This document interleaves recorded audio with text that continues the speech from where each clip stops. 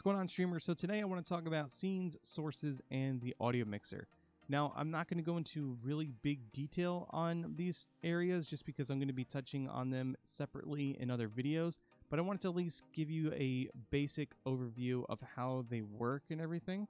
That way you can at least get started if you're wanting to jump into it ahead of time.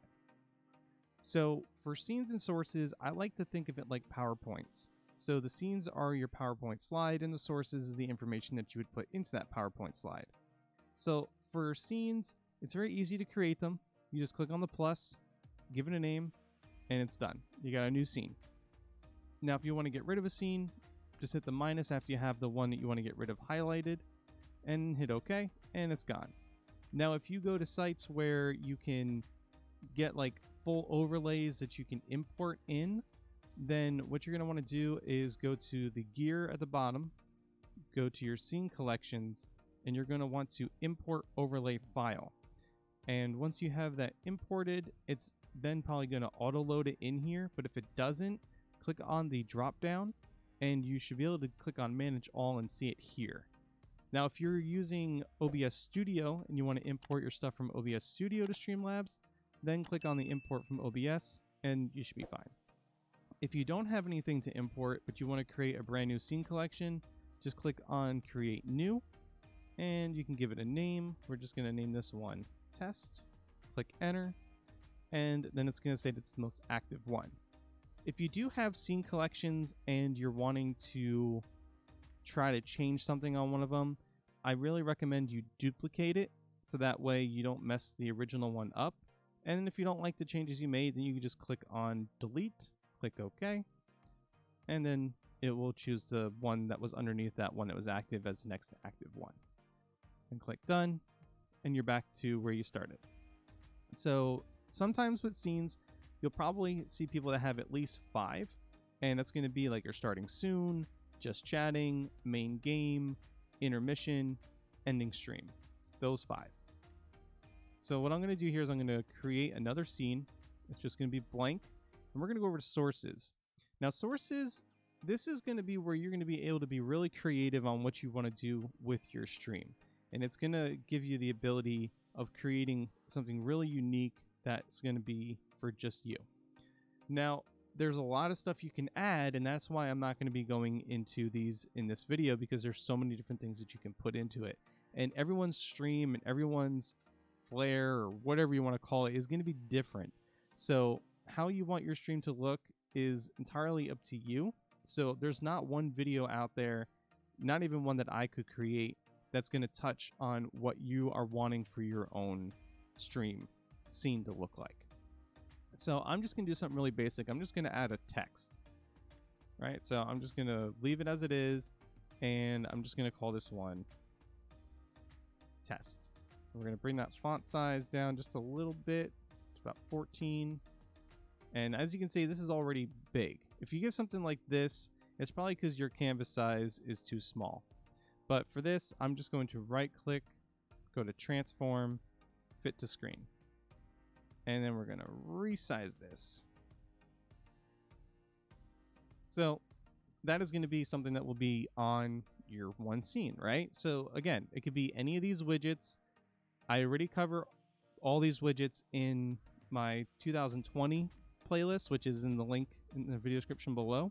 So if you're wanting to jump on that early, you can, but I am going to retouch on all of these widgets in separate videos, again, for the 2022. Because there are some new stuff, and some of the things may have changed, so I do want to recap on some of it. But we have a source in here. We have it in our scene. If I click on this scene, it's completely blank. And if I go to this one, it's got the text on it. That's pretty much how scenes work. Now, when you have a source, you can either lock it, so that way you can't click it, can't move it, unless you unlock it again. And you can also hide it by clicking on the eyeball. Now, the other thing about sources too is you have this ability of grouping them by putting them in this folder. So if you have like a webcam with some stream labels and text scrolling and you don't want to have to move all individually, you put them in these little group folders and you'll be able to move the individual folder like the content within the folder, all as one, essentially. So all the stuff in that folder will move together because it's grouped. For the selective recording, don't worry about that. I'm not going to touch on that in this video. And then if you want to get rid of the source that you have on there, you just click on the minus, delete it, and it's good to go. It's gone. Now for the source properties, this is where the properties are going to be different for pretty much majority of the sources. So you can either double click on the source to get to its property, or you can highlight it with a one click and then click on that to get to the properties. And then you can mess with whatever it is you're trying to. Again, I'm not going to get into this properties for the text. It's going to be in a separate video. Now for a mixer, I am not an audio engineer by any means. So take what I say with a grain of salt when it comes to the audio side of things.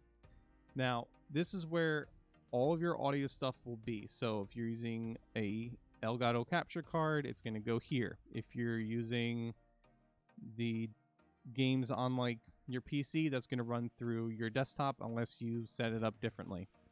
Your microphone's going to run through here and everything like that. So clicking on this gear here is going to open up the advanced audio settings. You have your source settings, which are going to be the ones that you see listed right here.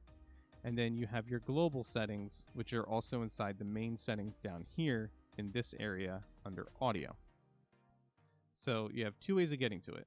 You can click on one and then click here and then get to that same thing.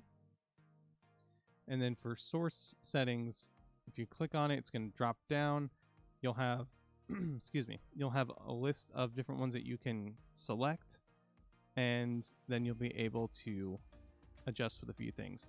So device timestamp, I don't know why that's even there, but the sync offset, this is if you need to sync with a delay. So if like something is not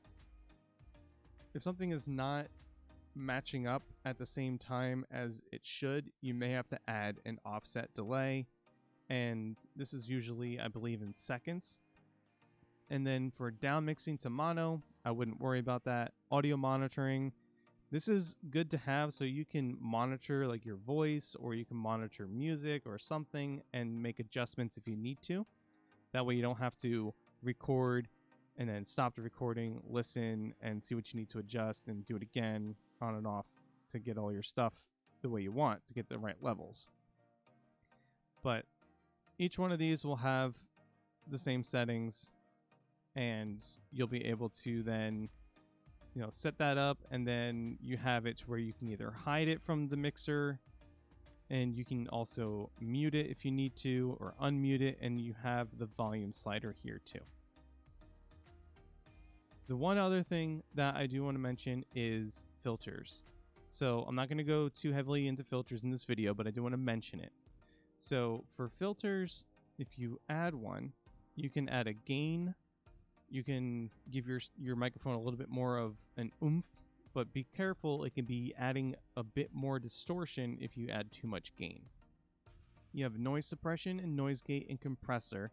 These are good if you have really background or like heavy background noise.